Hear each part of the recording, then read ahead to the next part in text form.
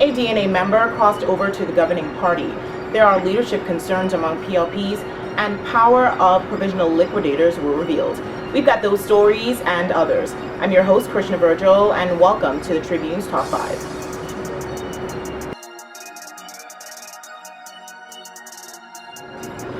Attorney Wayne Monroe QC was candid this week on why he left the Democratic National Alliance, saying he was never confident that the party would win the 2012 general elections. On Tuesday, PLP Chairman Bradley Roberts announced that attorney Wayne Monroe QC, the Democratic National Alliance's Mount Moriah candidate in the 2012 general election, joined the party on September 7th. Mr. Monroe said that his decision to sever ties with the DNA came because he saw the Progressive Liberal Party and its philosophy as more in line with where he sees this country going. On Tuesday, DNA leader Bramwell McCartney said the PLP's announcement caught him by surprise.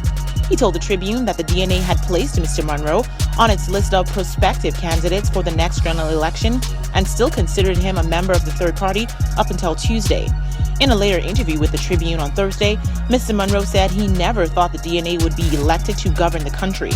The now PLP member further said, although he has crossed over to the governing party, he has not been in any talks regarding contesting executive PLP positions.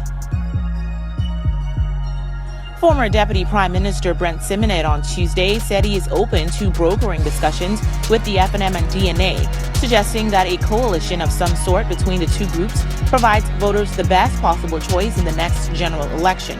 Mr. Simonet said while the Free National Movement is strong enough to beat the Progressive Liberal Party without a deal with the third party, a strong opposition front could easily defeat an already weak Christie-led regime.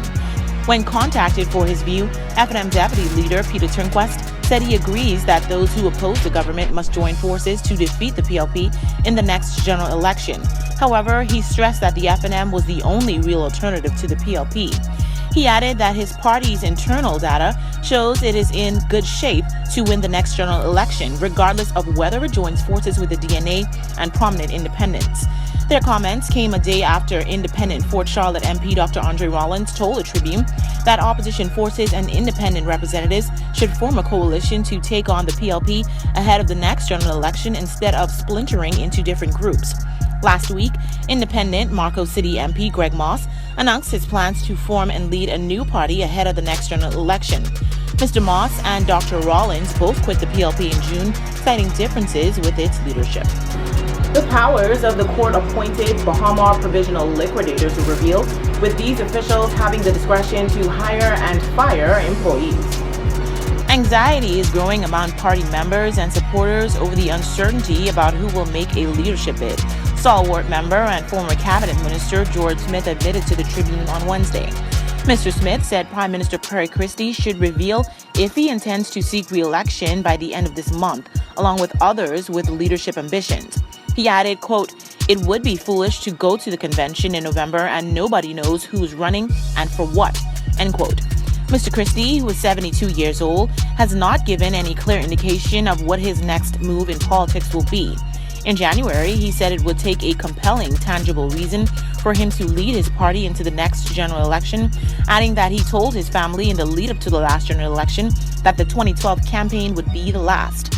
When contacted by the Tribune, PLP Chairman Bradley Roberts seemed less concerned than Mr. Smith about the desire from some in the party for additional information on who will seek to lead, telling the Tribune that people will make their intentions known at the appropriate time.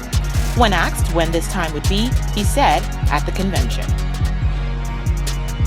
President of the Senate, Sharon Wilson, on Sunday categorically denied that her law firm was employed by the government as registration documents revealing the identities of the 13 bad borrowers who sank the Bank of the Bahamas and caused its $100 million taxpayer bailout emerged.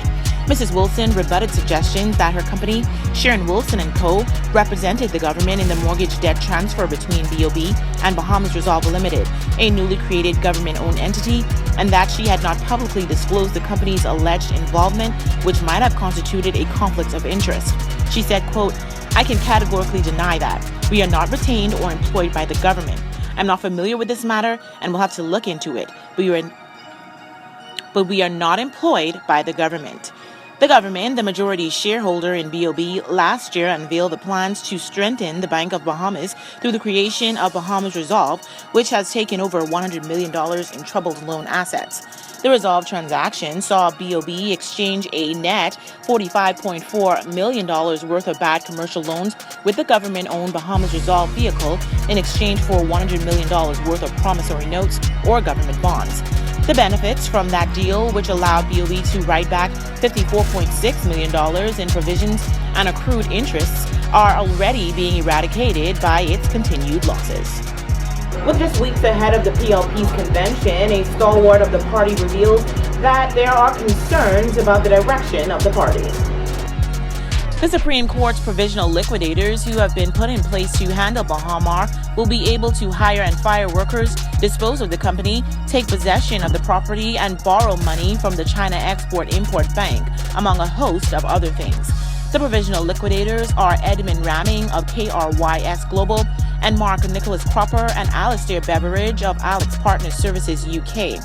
The powers, which were approved on Wednesday, say the liquidators can take over, collect, and get in the property of Bahamar to see that the process is expedient.